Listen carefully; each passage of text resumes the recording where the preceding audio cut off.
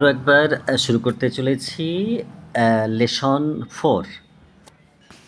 আমি মার্ক করে নিই লেসন 4-এর। দেখো এখানে তোমরা শুধু একটা জিনিস লক্ষ্য করবে, আমি রেকর্ডিং শুরু করিনি কিন্তু কথাগুলো বলে যাচ্ছিলাম, তো আরও কেমন কি করলাম বুঝে উঠতে পারছি না। আমি যে বিষয়গুলো তোমাকে শুধু লক্ষ্য রাখতে বলবো যে এখানে দেখো না, এখানে 1 লেখা আছে, 2 লেখা আছে, 3 লেখা আছে, 4 লেখা আছে, আর 5 লেখা আছে, এখানে 6 লেখা আছে। লাস্ট ওয়ান কী আছে বলো তো? 7 আছে। কিন্তু তোমার বইয়ের পাতা নাম্বার হচ্ছে তোমার 16 এবং 17। তোমার বইয়ের পাতা 16 এবং 17, ঠিক আছে? 17 কিন্তু এই দুটো নাম্বার পাতার এই 1 2 3 4 5 6 7 এগুলো কিন্তু খেয়াল রাখো। আমি কিন্তু অন্য কিছু বলছি না, সুবিধার জন্য সে কথাগুলো বলছি। তাহলে কিন্তু চলে আসছি, আমি এই প্রশ্ন উত্তরগুলো বলবো একে একে। আচ্ছা দেখে নাও এবার কিন্তু। চলো এটা ছোটো করে দাও। Sorry extremely sorry. আমি তাহলে এবার লেসন 4-এর মানে এই 16 17 পাতা কিন্তু ওপরে চলে গেলাম। এবার প্রশ্ন উত্তরে চলে আসছে কেমন। 1 দেখবে কিন্তু 1-এ লেখা আছে, ভালো করে দেখো যে 1-এ লেখা আছে যে সরি আমি খুব ভুল বলছিলাম, পাতাগুলো কিন্তু লেখা আছে তোমার 18 19। কিন্তু আমি আরও একবার দেখিয়ে দিই পাতাগুলো কত লেখা আছে। আমি একটু ভুল দেখেছি, এক্সট্রিমলি সরি। হ্যাঁ 18 19 কিন্তু, সরি এক্সট্রিমলি সরি। চলে এসো কিন্তু দেখো 1-এ চলে এলাম। 1-এ কিন্তু লেখা আছে যে প্রশ্ন উত্তরগুলো দেখবে তোমরা ভালো করে। 1-এ যেগুলো লেখা আছে আমি মার্ক করে নিচ্ছি। দেখো 1-এ লেখা আছে যে write the following words in English, ঠিক আছে? রাইট মানে লেখা, আর ফলোয়িং মানে নিচে, আর ওয়ার্ডস মানে শব্দগুলো, আর ইংলিশ মানে ইংরেজি। তাহলে এখানে লিখেছে প্রথমে তারিখ, তাহলে তারিখটা ইংরেজিতে বলে ডেট। গোলাপ মানে গোলাপ ফুল, তার ইংরেজি বলে রোজ। জাহাজটা ইংরেজিতে বলে শিপ। আর ডানাটাকে ইংরেজিতে বলে উইং।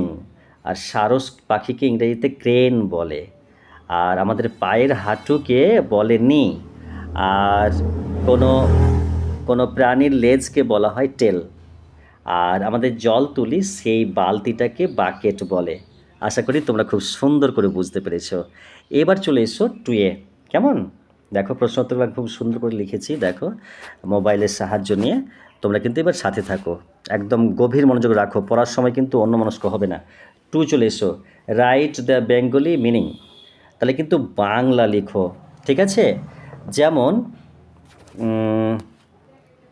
কে দেখো স্লিপ, এই স্লিপ কথাটা কি বলেছে যে বাংলা লিখতে বলেছে, তাই ইংরেজি লেখা আছে বাংলা, তাহলে এই স্লিপ মানে ঘুমানো, এটা কথাটাকে ঘুমানো বলে। আর ডাব মানে হচ্ছে ঘুঘু পাখি। পেল মানে বালতি, এর আগে কিন্তু দেখলে বাকেট কিন্তু দেখেছো। আর কিং মানে রাজা। ডিয়ার মানে হরিণ। আর গেট মানে গেট মানে যেটাকে ফটক বলা হয়, দরজা, ওকে? আর রেন মানে বৃষ্টি। ক্লাউড মানে মেঘ, ওকে? এরপর চলে এসো 3-তে। 3-র প্রশ্ন উত্তরগুলো আমি বলে যাচ্ছি 1 বাই 1। এটা 3 কিন্তু। Write the following missing letters. যেমন দেখো এইখানে নোজ। দেখো তোমার কিন্তু তোমার টেক্সট বুকের 3 নাম্বারটা দেখো, 3 দেখবে কিন্তু।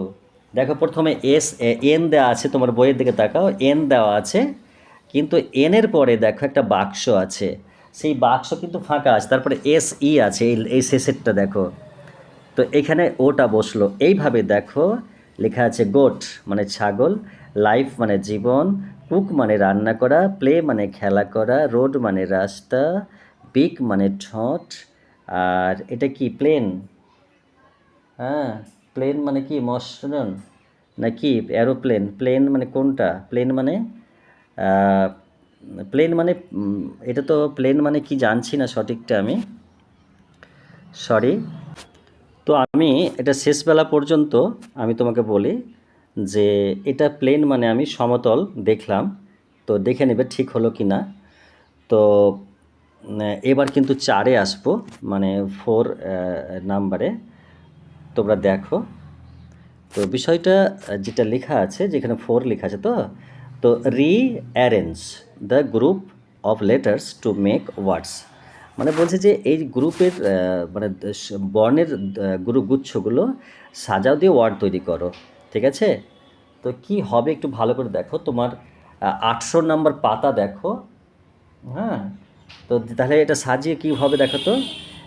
এইটা কিন্তু তোমার বইয়ে দেয়া আছে, এটা বইয়ে, তাহলে এটা রেল, এটা রেল হবে। তারপরে দেখো আমি কোনটা বলবো, আমি পরপর বলে যাচ্ছি, ডান দিক বাম দিক থেকে ডাম। তাহলে এটা ডিপ, তারপর এটা কোট, এটা মিল্ক, ওকে।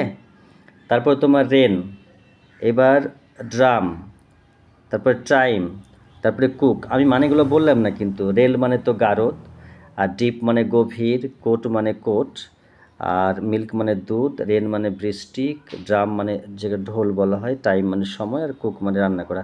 এগুলো কিন্তু দেখে নেবে কিন্তু। এবারে 5 আসছে কিন্তু, কেমন? 5 দেখো, 5-এ কী লেখা আছে পড়ছি ওয়ান বাই ওয়ান। এটা বড় আছে অনেকটা, সরি এক্সট্রিমলি সরি। 5।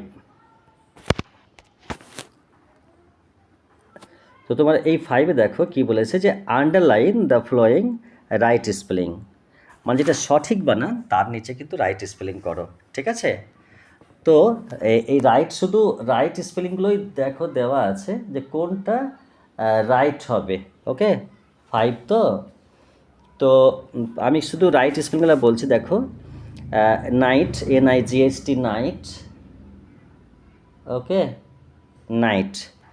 তারপর তোমার দেখো উইং মানে ডানা, ফ্রুট ফল, গোট মানে ছাগল, আর চক মানে খড়ি, আর দেখো জাম্প মানে লাফানো। এটা কিন্তু মিলিয়ে নিও তোমার বইয়ের সাথে কিন্তু। হ্যাঁ, আমি এই 5 নম্বরের প্রশ্ন উত্তর বললাম, আর পাতা নাম্বার কিন্তু 19, তাই না? না কত? সরি, হ্যাঁ, পাতা নাম্বার কিন্তু 19। দেখো একটু কনফিউজ হয়ে যাচ্ছি।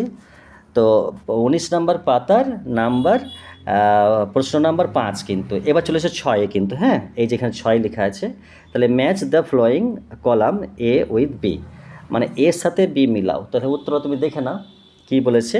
এখানে লিখেছে মুদ্রা, মুদ্রাকে কী বলে ইংরেজিতে? কয়েন বলে। আর জীবনটাকে ইংরেজিতে কী বলে? লাইফ বলে। আর যুদ্ধকে ইংরেজিতে কী বলে? ফাইট বলে। সেরকমই কিপ মানে রাখা, আর বৃষ্টিকে রেন বলে, হাঁটুটাকে নি বলে, তারিখকে ডেট বলে, মেঘকে ক্লাউড বলে। তারপর দেখে নি কী আছে আরও আছে ক্লাউড। এরপর দেখো ক্লাউড মানে মেঘ। তো এগুলো কি? Rose, night, pump, wind, chain, train, cock, আর ক্লাউড। ওকে, তাহলে কিন্তু 7-এ এসো। 7-এরগুলো দেখে নাও ভালো করে। 7-এরগুলো হচ্ছে তোমার যে 7-এ লেখা আছে make words from the following table, মানে নিচের টেবিল থেকে ওয়ার্ড তৈরি করো। কিভাবে দেখো, যেমন বলেছে এটা গেট, তারপরে ফেট, তারপরে ডেট, মেট, প্লেট, লাইভ, ফেন, নাইন, এন্ড, ডাব, রোজ, সি, পেল, রেল, পিন, ইল। ওকে, তাহলে কিন্তু আমরা লেসন নাম্বার 4, দেখো লেসন নাম্বার 4 লিখলাম। আর পাতা নাম্বার কিন্তু আমাদের ছিল 18-19। ওকে, 18 আর 19 কিন্তু। ওকে, বেস্ট অফ লাক।